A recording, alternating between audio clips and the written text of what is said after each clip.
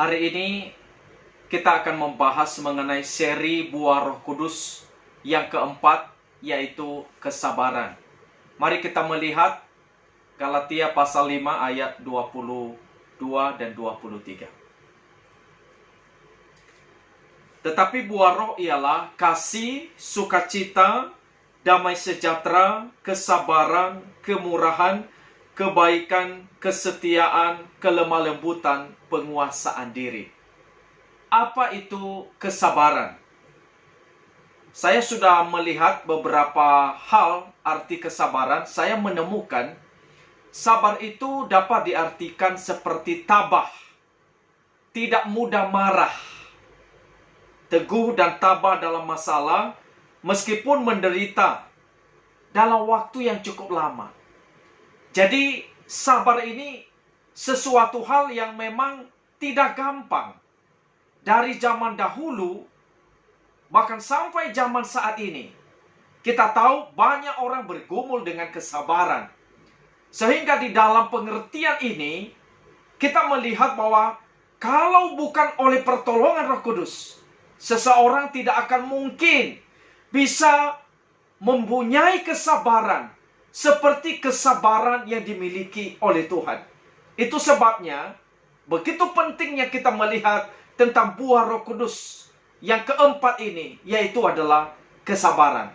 Saya mengajak saudara untuk memperhatikan di dalam Alkitab tentang orang-orang yang sulit sabar di dalam kehidupannya. Yang pertama, kalau kita perhatikan, yaitu Raja Saul. Saya mengajak saudara melihat 1 Samuel 13 ayat 5 dan seterusnya. Saya bacakan, adapun orang Filistin telah berkumpul untuk berperang melawan orang Israel. Dengan 3.000 kereta, 6.000 orang pasukan berkuda dan pasukan berjalan kaki, sebanyak pasir di tepi laut, mereka bergerak maju dan berkemah di Michmas di sebelah timur Bet Awen. Ketika dilihat orang-orang Israel bahwa mereka terjepit, sebab rakyat memang terdesak, maka larilah rakyat bersembunyi di gua, gelung batu, bukit batu, liang batu, dan perigi. Malah ada orang Ibrani yang menyeberangi arungan sungai Yordan menuju tanah Gad dan Gilead, sedang Saul masih di Gilgal. Dan seluruh rakyat mengikutinya dengan gemetar. Bayangkan, mereka sangat takut dan gemetar menghadapi orang-orang Filistin yang menunggu 7 hari lamanya sampai waktu yang ditentukan Samuel. Tetapi ketika Samuel tidak datang ke Gilgal, mulailah rakyat itu berserak-serak meninggalkan dia. Samuel sudah memerintahkan kepada Saul untuk menunggu dia, untuk menanti apa yang menjadi jawaban Tuhan. Bayangkan saudara-saudara, 7 hari lamanya Saul harus menunggu. Tetapi apakah dia bersabar untuk menunggu? Kita lihat berikutnya. Sebab itu Saul berkata, bawalah kepadaku korban bakaran dan korban keselamatan itu. Lalu ia mempersembahkan korban bakaran. Ternyata Saul tidak sabar menunggu Samuel. Jadi dia langsung melakukan sebuah korban bakaran, saudara. Ini sungguh sesuatu yang sebenarnya sangat menarik untuk diperhatikan. Sebab melakukan korban bakaran itu bukan pekerjaan seorang raja. Itu adalah pekerjaan seorang imam. Sehingga di dalam hal ini, saudara, Saul melakukan sebuah pelanggaran yang sangat berat di hadapan Tuhan. Perhatikan yang 10. Baru saja ia habis mempersembahkan korban bakaran, maka tampaklah Samuel datang. Saul pergi menyongsong untuk memberi salam kepadanya. Ia mau membela diri, saudara. Dia berkata, tapi kata Samuel, apa yang telah kau perbuat? Jawab Saul, karena aku melihat rakyat itu berserak-serak meninggalkan aku. Dan engkau tidak datang pada waktu yang telah ditentukan. Padahal orang Filistin telah berkumpul di Michmas. Maka pikirku, sebentar lagi orang Filistin akan menyerang aku di Gilgal. Padahal aku belum memohonkan belas kasihan Tuhan. Sebab itu aku memberanikan diri, lalu mempersembahkan korban bakaran. Dia memberanikan diri, dia membela diri. Dia seolah-olah berpikir apa yang dilakukannya itu benar. Tapi apa kata Samuel kepada Saul? Kata Samuel kepada Saul, perbuatanmu itu bodoh. engkau tidak mengikuti perintah Tuhan Allahmu yang diperintahkannya kepadamu, sebab sedianya Tuhan mengokohkan kerajaanmu atas orang Israel untuk selama-lamanya. Beginilah yang dikatakan oleh Tuhan, tetapi sekarang kerajaanmu tidak akan tetap. Tuhan telah memilih seorang yang berkenan di hatinya, dan Tuhan telah menunjuk dia menjadi raja atas umatnya, karena engkau tidak mengikuti apa yang diperintahkan Tuhan kepadamu. Saudara, apa yang menjadi kesalahan Saul? Dia tidak bersabar. Dia tidak mau menunggu. Justru dia melawan perintah Tuhan, mempersembahkan korban keselamatan. Padahal itu bukan haknya, itu adalah haknya seorang imam, yaitu adalah Samuel. Satu contoh lagi. Di dalam Bilangan 20 ayat 7 dan seterusnya, yaitu Tuhan berfirman kepada Musa, ambillah tongkatmu itu, dan engkau dan Harun kakakmu harus menyuruh umat itu berkumpul. Katakanlah di depan mata mereka kepada bukit batu itu, supaya diberi airnya.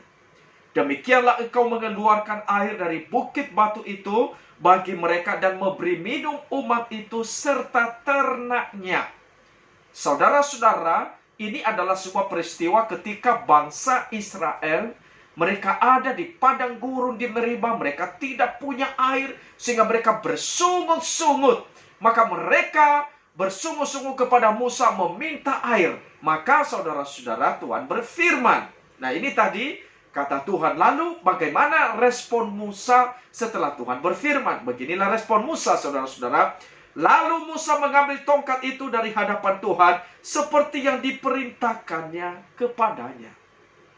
Ketika Musa dan Harun telah mengumpulkan jemaah itu di depan bukit batu itu, berkatalah ia kepada mereka, dengarlah kepadaku, hai orang-orang durhaka.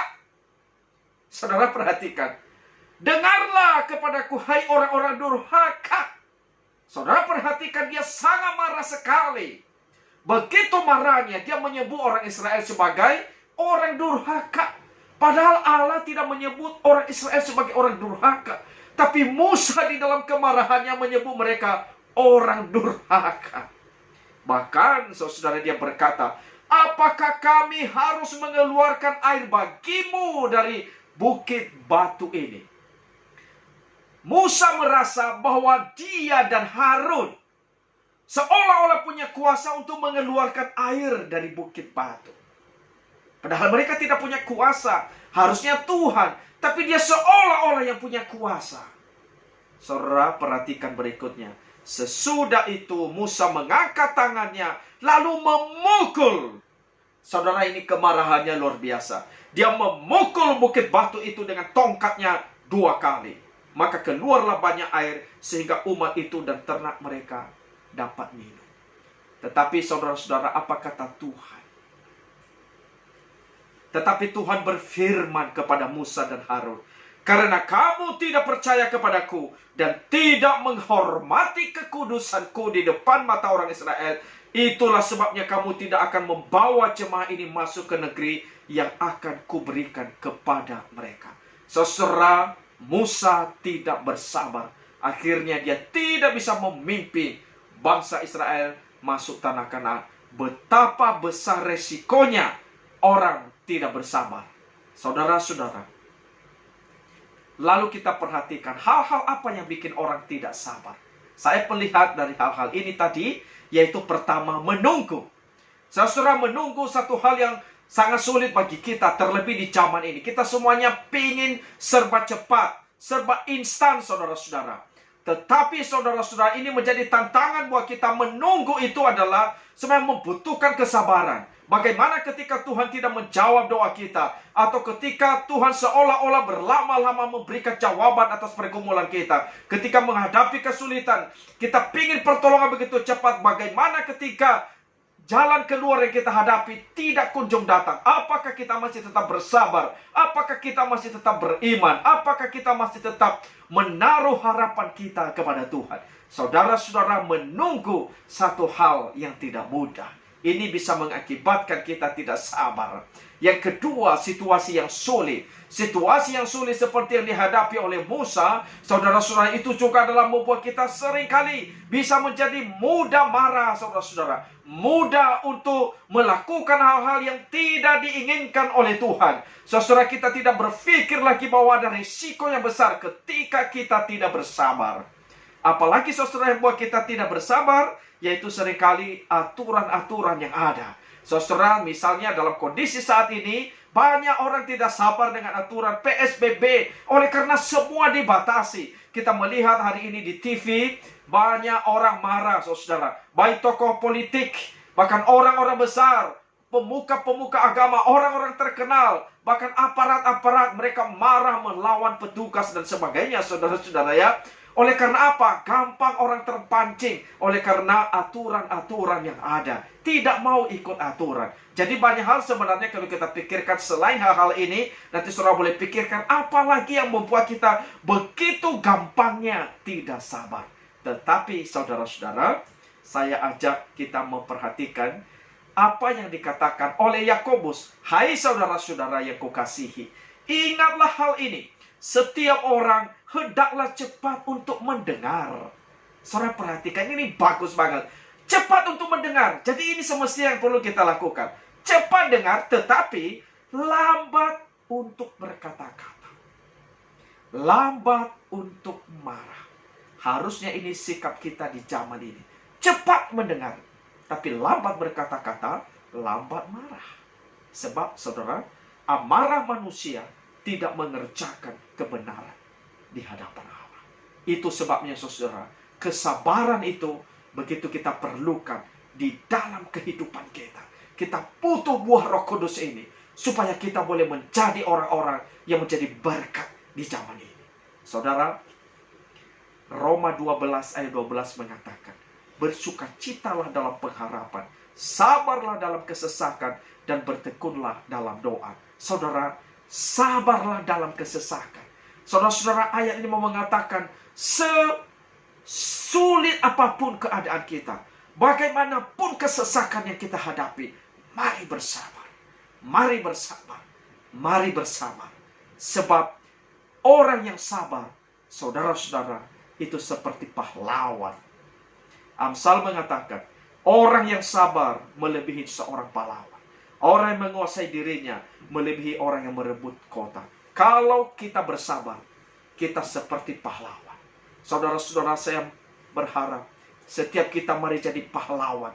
Menjadi pahlawan di dalam rumah tangga, menjadi pahlawan di dalam lingkungan masyarakat, menjadi pahlawan di dalam gereja, menjadi pahlawan dimanapun kita berada.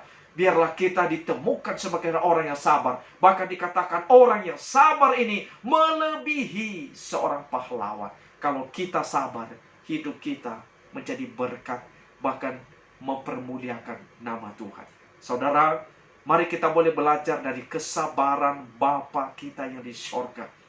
Di dalam perumpamaan anak yang hilang, kemarin kita sudah mendengarkan di dalam khotbah yang disampaikan. Saudara, di sana dikatakan bagaimana Bapa itu begitu bersabar terhadap anaknya yang bungsu. Meskipun anaknya itu tidak tahu diri, tidak hormat kepada bapaknya, bahkan minta jatah harta warisan. Bahkan dia menghambur-hamburkan sampai akhirnya seluruh harta itu menjadi hilang. Oleh karena hidupnya berfoya-foya, dia kembali kepada papanya dengan keadaan yang sulit, sudah menderita. Tetapi papanya tetap menyayangi dia dengan begitu baik. Saudara-saudara, itulah sebenarnya kesabaran seorang yang sangat besar. Kesabaran seorang bapa. Itulah yang kita perlukan di zaman ini. Oleh sebab itu, saudara, mari kita bersabar.